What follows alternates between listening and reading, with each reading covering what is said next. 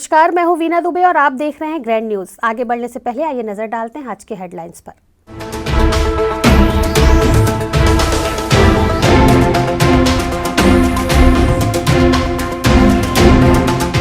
गरीबों का शव मुक्तिधाम पहुंचाने में निगम को पड़े लाले। मोहल्ले वासियों ने चंदा एकत्र कर लक्ष्मी को पहुंचाया मुक्तिधाम।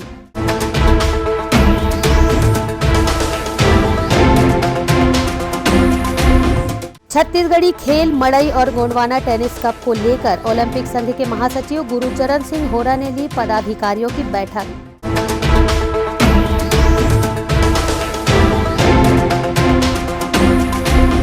बीएसपी कर्मी मृतक कार्तिक राम ठाकुर का प्रशासन कर रहा अंतिम संस्कार। 46वें दिन हुआ पीएम।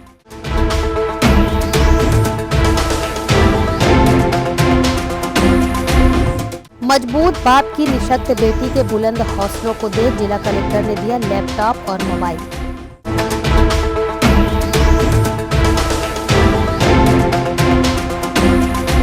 अब खबरें विस्तार से।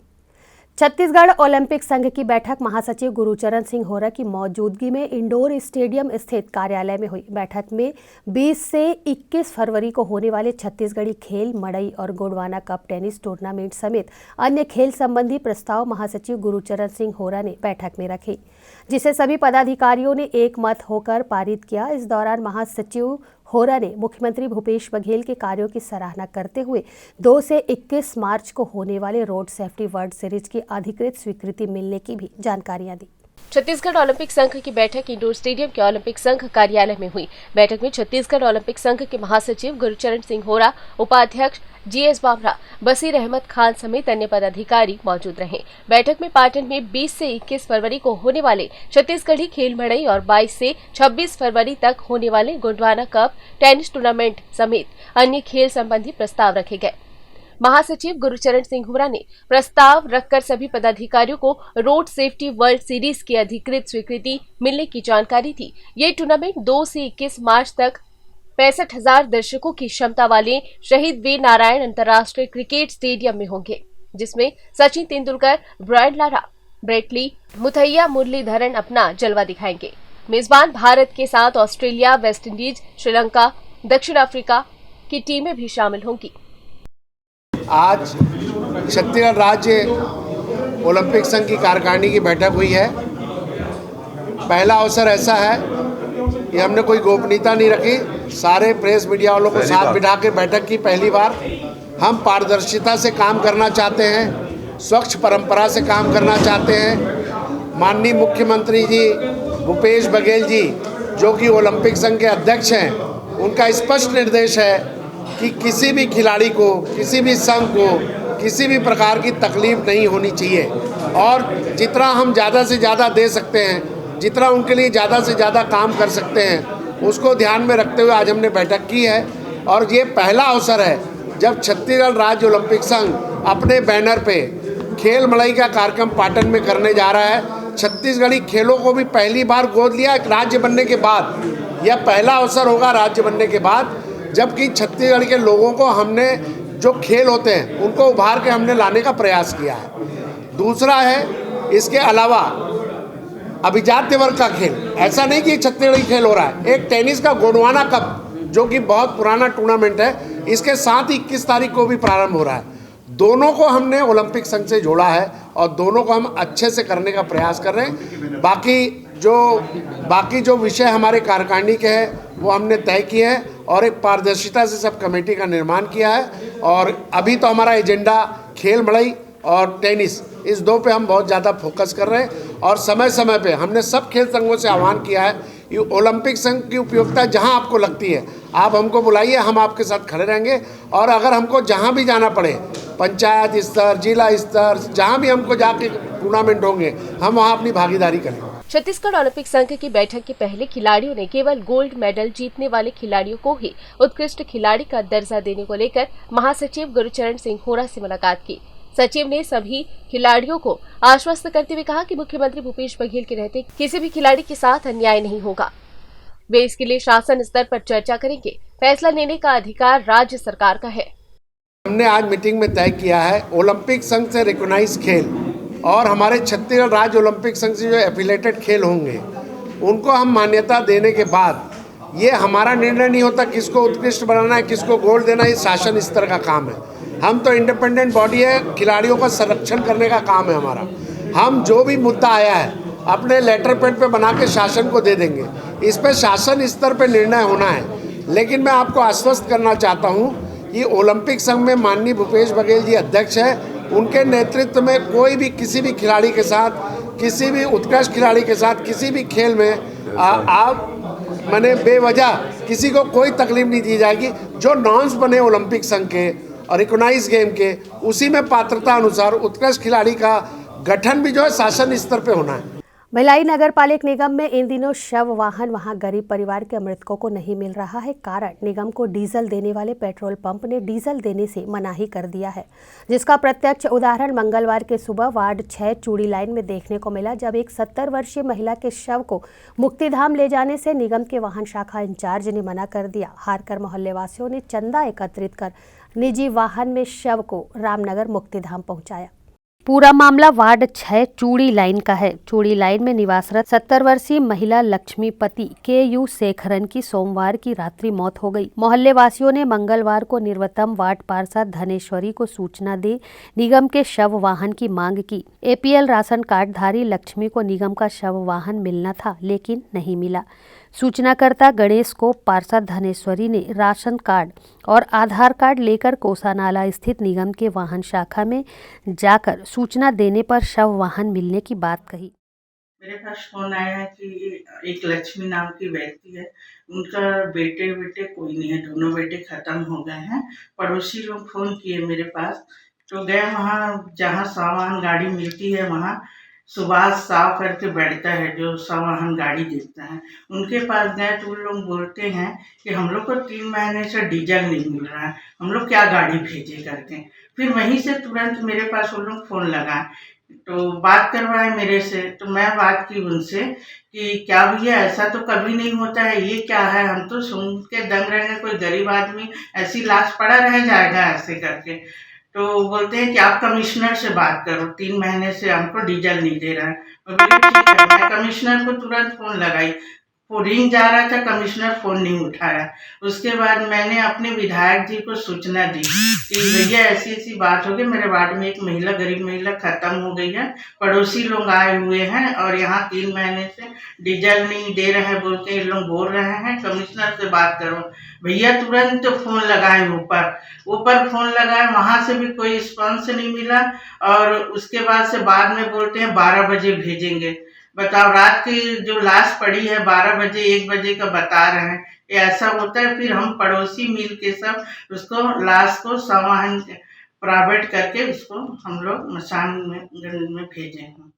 वाहन शाखा इंचार्ज सुभाष साहू ने गणेश को शव वाहन देने से साफ इनकार कर दिया, क्योंकि शव वाहन में डीजल नहीं था और सेक्टर 10 स्थित पेट्रोल पंप ने निगम की गाड़ियों में डीजल देना बंद कर दिया है। इस संबंध में जब विधायक विद्यारतन भसीन से ग्रैंड न्यूज ने चर्चा की तो उन्होंने क्या कहा, आइए आपको भी सुनाते हैं। आज जानकारी प्राप्त हुई है कि नगर निगम की गाड़ियों को जहां से वो ईंधन लेते हैं उन्होंने वापस कर दिया है। और निगम की ये इतनी बुरी स्थिति इससे पहले कभी नहीं हुई थी। इसके निगम को वाहनों को वापस होना पड़ेगा। उसने बताया कि हमके पास डीजल नहीं मिल रहा है, हम यहाँ वहाँ घूम रहे हैं, हमें कोई पंप वाला डीजल नहीं दे रहा है। तो निगम के भुगतान नहीं होने से पेट्रोल पंपों ने डीजल देना बंद कर दिया। उस पर से निगम दिवालिया हो गया है। डीजल क्यों नहीं दे रहा है पेट्रोल पंप? क्या महापौर के हटते ही निगम के अधिकारी मस्त मौला हो गए हैं? इस पर कसावट लाने के लिए जनप्रतिनिधियों का होना अति आवश्यक है। वार्ड क्रमांक 6 से पार्षद ने फोन लगाया था आपको? तो महाराज को लगाया तो वाहन नहीं गया, कारण आज किसी जगह वाहन नहीं गया है। जितने भी वाहन थे सभी रुकवा है, क्योंकि उसमें डीजल नहीं। डीजल क्यों? डीजल देना बंद कर दिया ना, पेट्रोल पंप में होगा तभी देगा भाई। गाड़ी तो रोज जाती थी, आज इस महीने की गाड़ी में डीजल नहीं है, डीजल नहीं दे रहा है पेट्रोल पंप वाला। कौन पेट्रोल पंप वाला? आपका मोटर कार सेक्टर 10 वाला। हाँ, क्यों नहीं दे रहा? अब ये तो वही बताएंगे पेट्रोल पंप वाला और हमारे अधिकारी बताएंगे। मेरा काम यहाँ गाड़ी भेजने का, डीजल देता है तो गाड़ी जाती है। आपने पार्षद को बताया है कि पिछले 3 महीने से डीजल नहीं मिलने के कारण गाड़ियाँ नहीं चल रही। वो मैं नहीं बताया, हाँ, वो प्लेन मिश्रा जी बैठते बाबू हैं, वो बताया। सुपेला चूड़ी लाइन में गोपी और वेनु दोनों भाइयों की डोसा की दुकान थी। काफ़ी दूर से लोग यहां पर डोसा खाने आते थे, लेकिन एक रहस्यमय बीमारी ने दोनों भाइयों की अल्प समय में ही जान ले ली। परिवार को पालने की जिम्मेदारी बूढ़ी मां और बहुओं के कंधे पर थी। किसी तरह दुकान चलाकर छोटे बच्चों का पालन पोषण मृतक लक्ष्मी अपनी बहुओं के साथ किया करती थी, लेकिन सोमवार की रात्रि वो भी इन लोगों को बेसहारा छोड़कर स्वर्ग सिधार गई। मंगलवार को निगम से शव वाहन न मिलने की स्थिति में मोहल्ले वालों ने और निर्वतम पार्षद ने मिलकर चंदा वसूली किया और चंदा की राशि से लक्ष्मी के लिए निजी शव वाहन और अंतिम क्रियाकर्म के लिए सामान की व्यवस्था की गई। कैमरा पर्सन अतुल शर्मा के साथ संतोष तिवारी की रिपोर्ट। बीएसपी कर्मचारी की सेक्टर 9 अस्पताल में इलाज के दौरान मौत हो गई थी। जनवरी के पहले सप्ताह से स्वर्गीय कार्तिक राम ठाकुर का शव मरचूरी में ही रखा हुआ था और उसके परिजन भिलाई स्टील प्लांट में अनुकंपा नियुक्ति के लिए संघर्ष कर रहे हैं। धीरे धीरे समय बीतता गया और अनेक सामाजिक संगठन इस मुहिम में जुड़ते गए। अंत में प्रशासन ने मृतक के शव को अपने कब्जे में लेकर अंतिम प्रक्रिया निपटाई। भिलाई सेक्टर 1 के मुर्गा चौक में मृतक कार्तिक राम ठाकुर के परिवार के सदस्यों के साथ आदिवासी समाज के लोगों के अलावा कई संगठनों द्वारा लगातार धरना प्रदर्शन किया जा रहा है। इस मामले में प्रबंधन का नजरिया सही है या नहीं, यह सवाल नहीं रह गया है, परंतु अब भिलाई वासी यह सवाल उठाने लगे हैं कि प्रबंधन इस मामले में पहल कर इसका निपटारा क्यों नहीं कर रहा है। भिलाई इस्पात संयंत्र के कर्मचारी की मृत्यु के पश्चात उसके परिजनों ने मृतदेह का अंतिम संस्कार नहीं किया और बीएसपी प्रबंधन के समक्ष अपनी मांगे रख दी। मांगे पूरी होने की शर्त पर मृतदेह का अंतिम संस्कार करने की मंशा लगातार जाहिर की जा रही है। इसके बाद से बीएसपी प्रबंधन और मृतक कर्मचारी के परिवार के बीच बातचीत का दौर चलता रहा, लेकिन कोई निष्कर्ष नहीं निकला, जिसके कारण मृतदेह का अंतिम संस्कार भी नहीं किया जा सका था। इस दुखदायी घटना के बाद बीएसपी प्रबंधन की निर्णय क्षमता की दयनीय हालत का परिचय सभी को पुनः एक बार फिर हो गया है। आपको बता दें कि यह पहली घटना नहीं है। पूर्व में भी संयंत्र कर्मियों के परिजनों ने ऐसी ही परिस्थिति में बीएसपी प्रबंधन के समक्ष समस्या रखी थी। बावजूद इसके बीएसपी प्रबंधन ऐसे मामलों का विधिक पक्ष सभी के सामने लाने में विफल रहा और अपनी विफल निर्णय क्षमता को प्रमाणित कर रहा है। श्रम कानून के दृष्टिकोण से औद्योगिक इकाइयों में कार्यरत कर्मचारियों और अधिकारियों के हित के संरक्षण के लिए बहुत से कानून आधार हैं, जिसके आधार पर बीएसपी कर्मी की मृत्यु के उपरांत उनके परिजन अपनी तथाकथित मांगे प्रस्तुत कर रहे हैं और उनके मृतदेह के अंतिम संस्कार को करने के लिए प्रबंधन द्वारा की जा रही अपील को ठुकरा रहे हैं। वहीं दूसरी ओर जिला प्रशासन भी मृतदेह का अंतिम संस्कार किए जाने के लिए परिवारजनों को मना कर रहा है, लेकिन मृतक कर्मचारी के परिवार की आर्थिक स्थिति का वास्ता देकर परिवारजन अपनी मांगे प्रबंधन के समक्ष रखकर लगातार विरोध प्रदर्शन कर रहे हैं। अब ऐसी स्थिति में यह प्रश्न खड़ा हो गया है कि क्या वाकई मृतदेह का अंतिम संस्कार नहीं करने वाले परिजनों की मांगे गैर वैधानिक हैं। प्रबंधक का यही ये है कि इन लोग आदिवासी समाज के हैं और छोटी जाति के हैं, इसलिए वो निर्णय नहीं ले रहे हैं। अगर ब्राह्मण, राजपूत, सिंह, सोनी रहता तो तुरंत उसके घर में अनुकंपा पहुंच जाता। आज 40, 45, 50 दिन हो गया है मैं यहाँ धरना में बैठी हूँ, लेकिन दोनों किडनी खराब होने पर भी उसका ये अभी तक नहीं बदला। और ये जातिवाद पे आज शासन प्रशासन भी जाति पे उतर आया है कि जिला प्रशासन भी आज इसके लिए एक बार भी अनुकंपा का ये के लिए मेरे पास पूछने के लिए आप क्या चाहते हो, ऐसे पूछने के लिए भी नहीं आए। आज नोटिस के लिए कितना जारी कर रहे हैं मेरे लिए, गाली गलौज करके यहाँ घर में दिया जा रहा है, ले लो, नहीं लोगे तो तुम जानो, ये धमकी चमकी देकर मेरे को लिस्ट टांग के चले जा रहे हैं। नहीं लेने पर भी आज प्रशासन भी जातिवाद पे उतर आया है। एक गरीब परिवार का है, एक आदिवासी समाज का है, ऐसे करके वो आज मेरे बारे में एक बार भी प्रबंधक के पास उसने बात नहीं रखा, न मेरे पास आके कुछ संदेश दे, न बुलाया।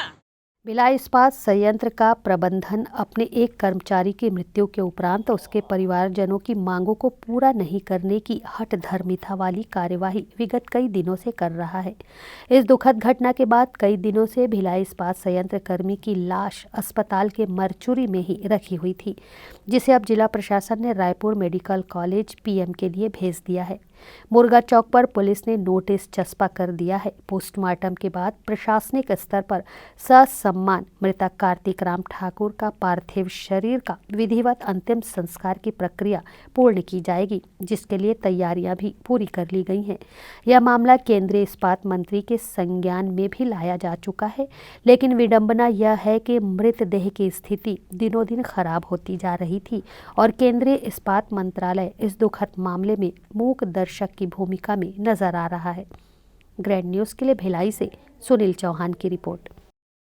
इरादा बुलंद और हौसले अगर इंसान मन में ठान ले तो इंसान को वह इरादा ऊंचे स्थान पर पहुंचा देता है। ठीक वैसे ही बालोद जिले के ग्राम साकरा जगन्नाथपुर में रहने वाली निशक्त रागनी को शिक्षा की ललक ने जीना सिखा दिया। पढ़ाई में तेज, चित्रकला में निपुण, कविता गायन में अव्वल, दोनों पैरों से निशक्त और शरीर से लाचार होने के बाद भी समाज की उपेक्षा की शिकार इस नन्ही बालिका ने यह कर दिखा दिया कि सिर्फ शरीर मजबूत होने से कुछ नहीं होता, इरादे भी मजबूत होने चाहिए।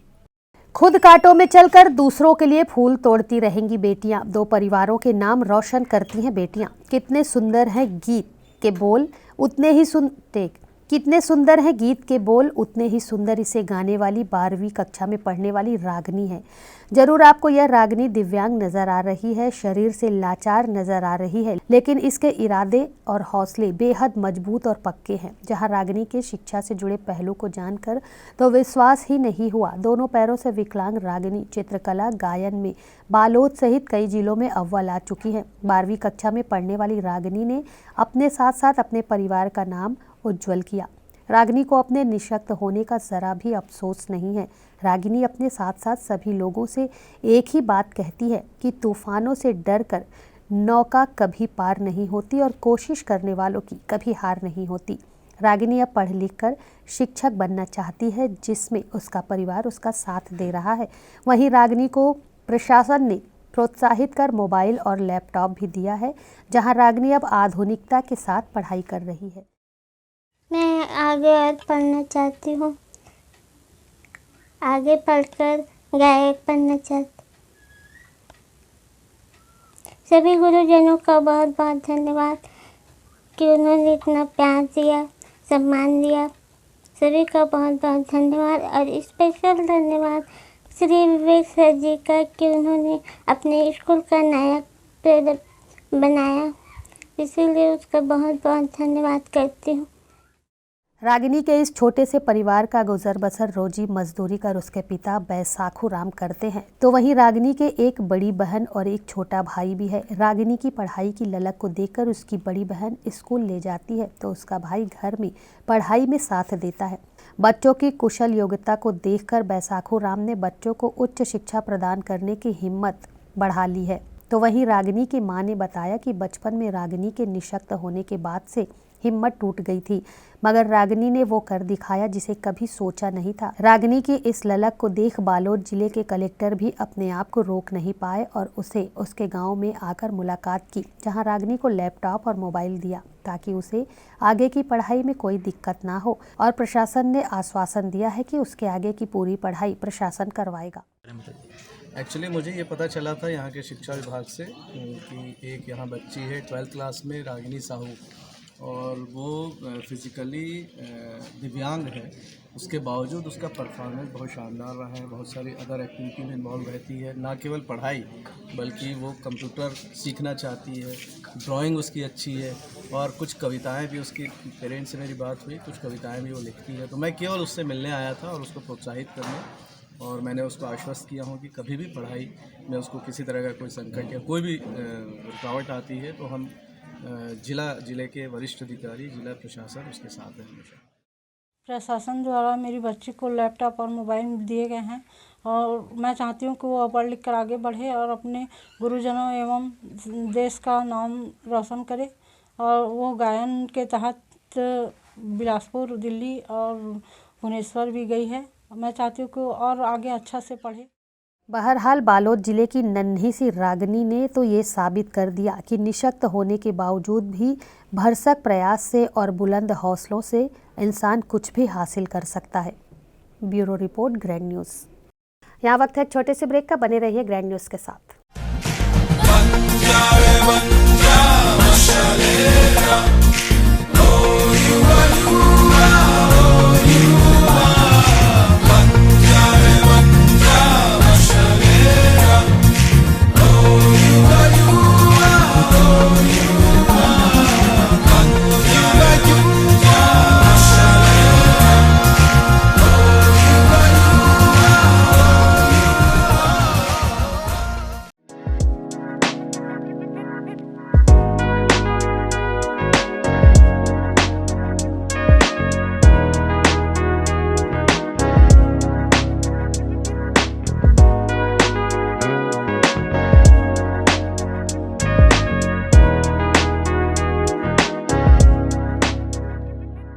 सेलिब्रेशन सफारी बारनावा पारा वाइल्ड लाइफ सेंचुरी में स्थित खूबसूरत cottage and rooms, Bastar art से सुसज्जित शानदार कॉटेज, सर्व सुविधा युक्त रूम्स, बाथटब युक्त बाथरूम, स्विमिंग पूल, बच्चों के खेलने के लिए पार्क, खान पान की व्यवस्था, प्रोफेशनल सर्विस, सेंचुरी घुमाने के लिए वाहन की व्यवस्था। सेलिब्रेशन सफारी बारनावा पारा। For booking and more details contact 9425507202। मैं जब अपने बालों को कोम करती थी तो मेरे काफ़ी ज़्यादा बाल कोम्बिंग से टूट जाते थे और सीजनल चेंजेस की वजह से डैंड्रफ भी होता था। फैमिली में भी कुछ लोगों को ये प्रॉब्लम थी। तब मुझे मेरी फ्रेंड ने वास्तु गुरुजी हेयर ऑयल सजेस्ट किया, जिसके सिर्फ 2 यूजेस बाद ही मुझे ऐसा लगा जैसे मेरी स्कैल्प क्लीन महसूस हो रही है और सिर्फ 4 वॉशेस बाद ही मेरी हेयर फॉल और डैंड्रफ की प्रॉब्लम ऑलमोस्ट जड़ से खत्म हो गई। और इस ऑयल की सबसे अच्छी बात यह है कि ये होममेड है और उससे भी अच्छी बात यह है कि ये वर्क करता है।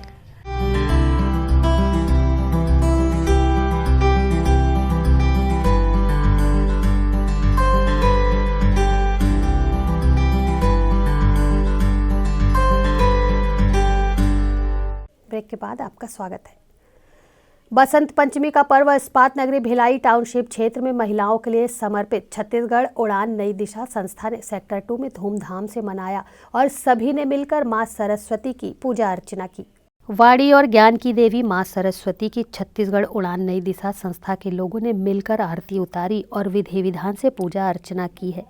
मां शारदा माघ मास के शुक्ल पक्ष की पंचमी तिथि को प्रकट हुई थी। इस वजह से उस तिथि को वसंत पंचमी या श्री पंचमी कहा जाने लगा। इस दिन को सरस्वती देवी के प्रकाट्य दिवस या जन्म दिवस के रूप में भी मनाते हैं। उन्होंने अपनी वीणा से संगीत की उत्पत्ति की, जिस वजह से वह कला और संगीत की देवी कही जाती हैं। वसंत पंचमी के शुभ अवसर पर संस्था की महिलाओं द्वारा छोटे बच्चों को पेन, कॉपी और प्रसाद का वितरण भी किया गया। साथ ही बसंत पंचमी के शुभ अवसर पर महिलाओं के लिए समर्पित छत्तीसगढ़ उड़ान नई दिशा संस्था ने सेक्टर 2 में अनाथ बच्ची को गोद लेते हुए पालन पोषण करने का भी संकल्प लिया और उसकी आरती भी उतारी। आपको बता दें कि छोटी बच्ची निर्मली के माता पिता नहीं हैं और संस्था के लोग बीते करीब 5 वर्षों से उसकी देखरेख कर रहे हैं।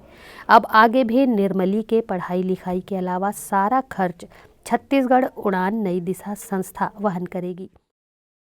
आज उड़ान नई दिशा संस्था की तरफ से सरस्वती पूजा का आयोजन किया गया था, जब इसमें सभी संस्था की महिलाएं उपस्थित हुई और आज हम लोगों ने एक अनाथ बच्ची जिसके माँ बाप नहीं है उसको गोद लिया है। वैसे तो उसके देखरेख 5 साल से कर रहे थे, पर अब वो उसको स्कूल में भर्ती करना है, तो आज सरस्वती पूजा में उसको लिखवा के और उसके मेडिकल और पढ़ाई का पूरा जो खर्चा है जिम्मेदारी वो हम लोगों ने ली है।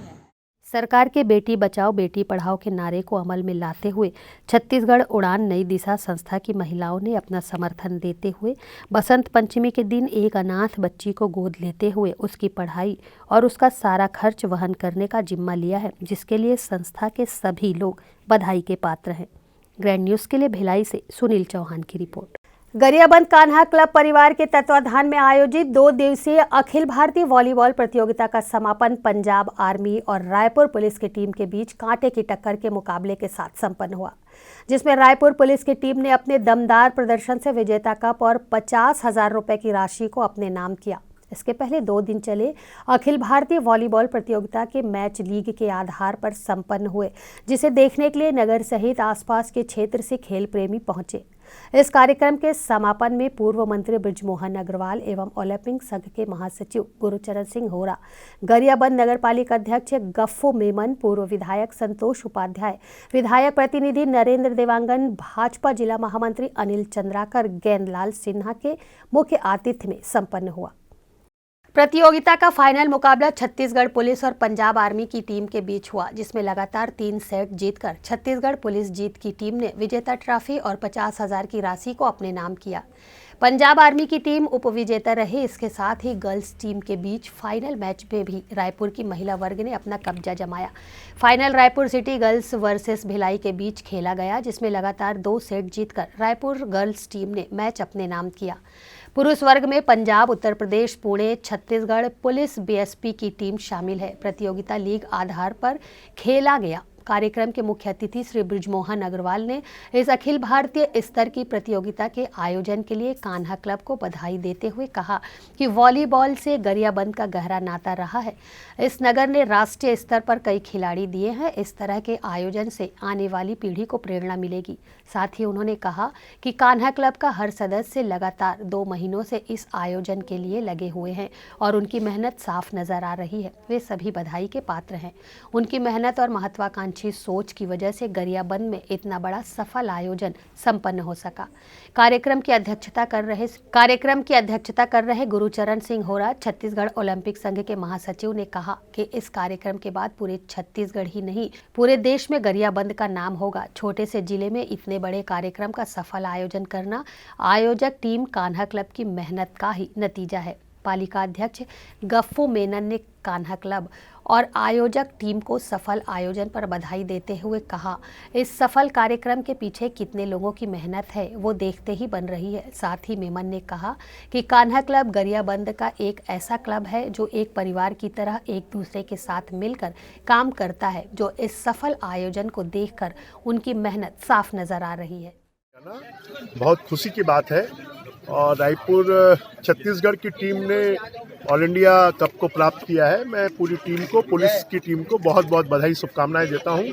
और छोटे स्थान पर बड़ा आयोजन होना, ये खेल के प्रति लोगों की रुचि को बढ़ाना है और गरियाबंद के लोगों का खेल के प्रति आकर्षण है।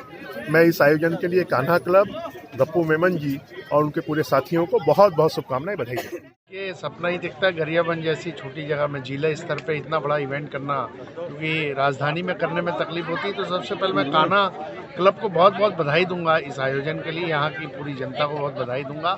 काफ़ी अथक मेहनत और प्रयास के बाद विजय सिन्हा जी, गप्पू मेनन जी और उनकी पूरी टीम ने इस कार्यक्रम को पूरा संपन्न कराया है और ये बहुत अच्छा इवेंट है और ऐसा ही इवेंट होना चाहिए। जो भी सहयोग होगा, माननीय भूपेश बघेल जी अध्यक्ष हैं ओलंपिक संघ के, महासचिव हूँ, उनकी ओर से भी मुझे कहा गया कि शुभकामनाएं संदेश दे दूं, तो उनकी ओर भी मैं आप लोगों को शुभकामनाएं देता हूं। नवनिर्मित निगम रिसाली के महापौर पद के आरक्षण की प्रक्रिया मंगलवार को राजधानी में संपन्न हो गई। नगरीय प्रशासन एवं विकास विभाग ने आरक्षण की प्रक्रिया के बाद रिसाली नगर निगम के महापौर पद को महिला ओबीसी के लिए घोषित कर दिया।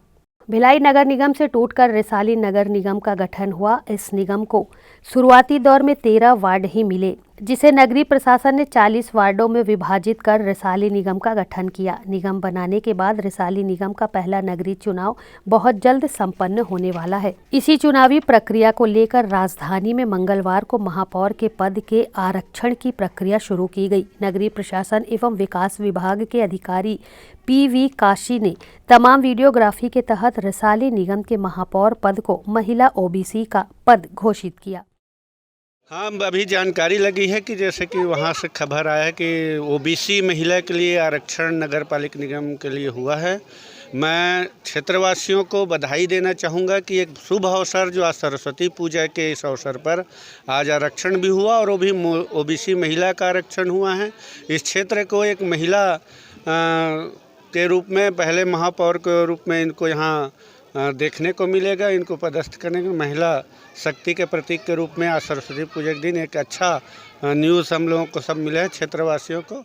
रिसाली नगर निगम के महापौर के पद आरक्षण को लेकर निर्वतम एल्डरमैन महिलाओं ने जितेंद्र साहू की पत्नी सरिता साहू को महापौर पद की प्रत्याशी घोषित करने की मांग कांग्रेस कमेटी से की। इस अवसर पर प्रदेश कांग्रेस कमेटी के महामंत्री जितेंद्र साहू भी उपस्थित थे। ये आज सरस्वती पूजा बसंत पंचमी का शुभ दिन है। इसमें माता सरस्वती के रूप में पहला जो हमारा रिसाली नगर निगम का है, उसमें अगर महिला महापौर आती हैं तो हमारे रिसाली नगर निगम का बहुत ही विकास होगा। हम चाहते हैं कि कांग्रेस प्रत्याशी जीते और हमारी महिला जो है, जो भी उत्तम महिला है, वो हमारी रिसाली नगर निगम की महापौर बने। और हमारी विशेष शुभकामनाएँ हैं कि हमारे जो क्षेत्र के जो रहवासी हैं वो हमारी महिला महापौर का स्वागत करें। आज सरस्वती पूजा के दिन है। बहुत खुशी की बात है कि सरस्वती पूजा और आज के दिन हमारे रिसाली नगर निगम के आरक्षण हुआ है, महिला सीट हुई है और हमारे महिलाओं के लिए बहुत गर्व की बात है। और रिसाली नया नगर निगम में हमारे अच्छे महिला की महापौर बनना है, तो हम लोग बहुत खुश है कि हमारे निगम में सरिता साहू जी, जो जितेंद्र भैया की पत्नी है, आदरणीय गृह मंत्री ताम्रध्वज साहू जी के बहू है, उन्हीं को महापौर बनाया जाए इस क्षेत्र के लिए। क्योंकि लोकसभा विधानसभा में सभी चुनाव में वो घर घर गई है और घर घर वो प्रचार सभी यहाँ के हमारे रिसाली नगर निगम की जनता उनको अच्छे से जानती है और वो बहुत सरल और बहुत ही मतलब कुशल महिला है, उन्हीं को महापौर बनाया जाए। महिला ओबीसी पद पर महापौर प्रत्याशी के रूप में सरिता साहू का नाम महिलाओं की पहली पसंद बन गया है। अब देखना यह है कि क्या प्रदेश कांग्रेस कमेटी भी इन महिलाओं की पसंद को पसंद करती है कि नहीं, ये तो आने वाला समय ही बताएगा। कैमरा पर्सन सन्नी देवांगन के साथ संतोष तिवारी की रिपोर्ट। श्री राम जन्म तीर्थ समर्पण क्षेत्र निधि में संग्रहकर्ता दिल्ली निवासी रिंकू शर्मा की हत्या के आरोपियों को कड़ी सजा दिए जाने की मांग को लेकर सकल हिंदू समाज के द्वारा मंगलवार को महामहिम राष्ट्रपति के नाम जिला कलेक्टर को ज्ञापन सौंपा गया। जिला मुख्यालय में मौजूद सकल ब्राह्मण समाज के लोगों ने दिल्ली निवासी रिंकू शर्मा की हत्या के मामले में प्रशासन से मांग की है कि तत्काल दोषियों पर कार्यवाही की जाए। गौरतलब है कि दिल्ली निवासी रिंकू शर्मा की हत्या उस वक्त की गई जब वे श्री राम जन्मभूमि तीर्थ क्षेत्र अयोध्या में श्री राम मंदिर निर्माण के लिए जारी अभियान के तहत निधि समर्पण के कार्य में लिप्त थे। उक्त घटना से समूचे हिंदू समाज और राम भक्तों में आक्रोश है। ज्ञापन लेकर पहुंचे लोगों का कहना है कि ऐसी घटनाएं अन्य क्षेत्रों में भी लगातार हो रही हैं, इसलिए घटना को अंजाम देने वाले असामाजिक तत्वों पर तत्काल कार्यवाही करते हुए कड़ी सजा उन्हें दी जाए। श्री राम जन्मभूमि तीर्थ क्षेत्र को लेकर जन जागरण रैली के रूप में बाइक रैली भी निकाली गई थी, जिसमें भी पथराव की घटना हुई थी। ये घटना और रिंकू शर्मा की हत्या के ऊपर से हम लोगों ने आज राष्ट्रपति जी के नाम जिलाधीश को ज्ञापन सौंपा है और हत्या के आरोपियों को फांसी की सज़ा देने की मांग की गई है और तथा साथ ही साथ इस टाइप की घटना की पुनरावृत्ति ना हो सके, इसकी रोकथाम हेतु हमने ज्ञापन के माध्यम से महामहिम राष्ट्रपति जी से की है। मैं सनातन हिंदू परंपरा को मानने वाले बहुसंख्यक लोगों के ऊपर लगातार अत्याचार होता जा रहा है, निर्मम हत्याएं हो रही हैं। तो हमारी मांग यही है कि अभी हाल ही में देश में एक बहुत बुरी घटना हुई है, जिस भाई ने अपने तथाकथित दूसरे समाज के लोगों, धर्म के लोगों को उनका जीवन रक्षा किया, ब्लड डोनेट किया, उसको पर्याप्त न्याय मिले। हत्यारों को कड़ी से कड़ी सज़ा नहीं चाहिए, फास्ट ट्रैक कोर्ट में इसका मुकदमा चल के उनको फांसी हो और एक ऐसी मिसाल कायम हो जिससे आगे इन सब चीज़ पे लगाम लगे, लोग डरें। यहाँ वक्त है एक और छोटे से ब्रेक का, बने रहिए ग्रैंड न्यूज़ के साथ।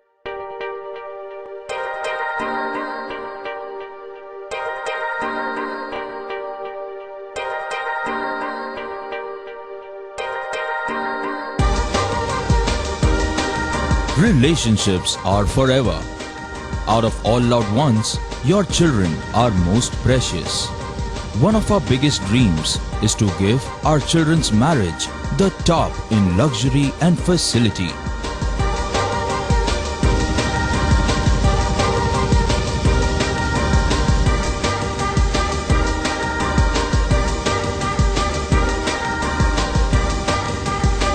In today's busy life, you cannot afford to take time out for everything to be perfect for your marriage. and you cannot compromise on quality of service for your guests. Our customized marriage packages are made just according to your wish. This presentation will acquaint you with the different luxury packed marriage packages available. This package has an elaborate menu with 60 mouth-watering items. Bharat Swagat including welcome drink, snacks and sweets. A breathtakingly decorated welcome gate and the arena decorated with flowers. To give you the best colors in view, we organize special light effects for all areas. We take care of decorating the groom's car to its best attire. An exclusive DJ beats for extreme fun and valet parking to make your guests feel like an emperor. Our exclusive add-ons give you unlimited freedom to customize your ceremony to its best.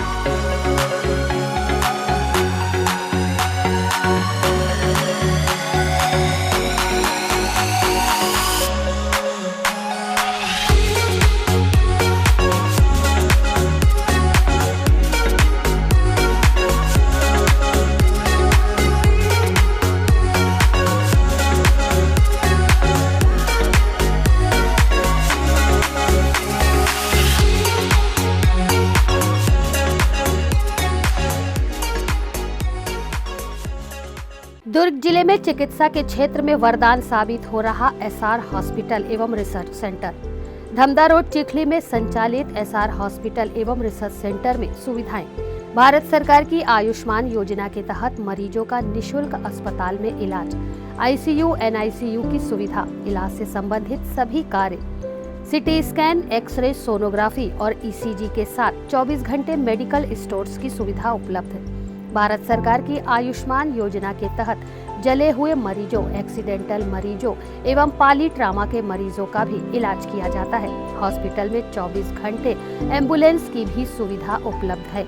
SR hospital में हड्डी से संबंधित सभी रोग, दांतों से संबंधित सभी रोग और सभी बीमारियों का इलाज अनुभवी डॉक्टरों की टीम के द्वारा किया जाता है। हमारा पता एसआर हॉस्पिटल एवं research centre, Chikhli road, Durg, Chhattisgarh. Helpline number 6262613200, 6262613300, 6262613400। Break के बाद एक बार फिर आपका स्वागत है। कोरोना वैक्सीन आने के बाद जिले के स्कूलों को संचालित करने के आदेश जारी कर दिए गए हैं। इसी के तहत 9वीं से 12वीं तक के छात्रों को प्रशासनिक आदेशों का पालन करवाते हुए स्कूलों में प्रवेश करने की अनुमति दे दी गई है। कोरोना संक्रमण के बढ़ते प्रभाव को देखते हुए प्रदेश सरकार द्वारा पिछले 1 सालों से स्कूल व कॉलेजों को बंद करने के आदेश दिए गए थे, लेकिन वर्तमान में कोरोना वैक्सीन के आने के बाद स्कूलों और कॉलेजों को खोलने के आदेश भी प्रदेश सरकार द्वारा जारी कर दिए गए हैं। इसी के तहत 15 फरवरी 2021 से स्कूलों को खोल दिया गया है। स्कूल खुल जाने के बाद स्कूल पहुंचने वाले सभी छात्रों को सैनिटाइज किया जा रहा है, तो वहीं उनके स्क्रीनिंग के बाद ही उन्हें शाला के भीतर प्रवेश भी दिया जा रहा है।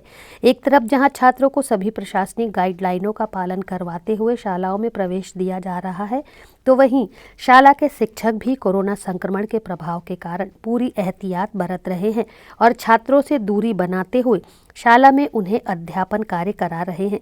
सभी नियमों के पालनों के साथ सभी छात्रों ने मास्क की अनिवार्यता को महत्व देते हुए शाला में अपनी पढ़ाई को जारी रखा हुआ है और अपनी पढ़ाई की ओर चिंतित भी हैं। स्कूल खुल जाने के निर्णय को सर्वमान्य बताते हुए जिला शिक्षा अधिकारी प्रवास बघेल ने कुछ इस तरह की जानकारियां दी।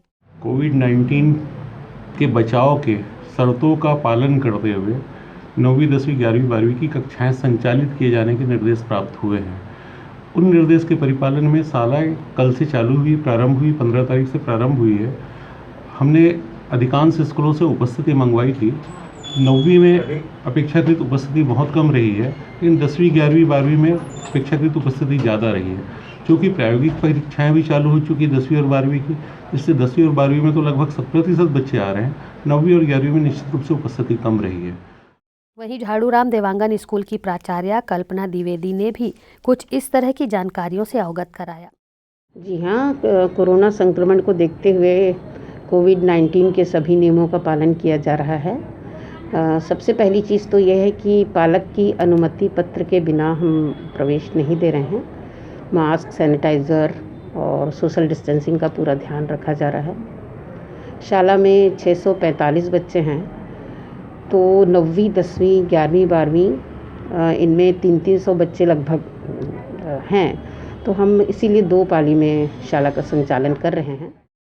फिलहाल स्कूलों में छात्र अपनी पढ़ाई को लेकर गंभीर हैं। आगामी दिनों में प्रायोगिक परीक्षाएं आरंभ होने वाली हैं, जिसे लेकर शिक्षकों और छात्रों ने आपसी तालमेल के साथ अध्ययन और अध्यापन कार्य को गंभीरता से लेते हुए उसे महत्व देना आरंभ कर दिया है। ग्रैंड न्यूज़ के लिए दुर्ग से वीना दुबे की रिपोर्ट।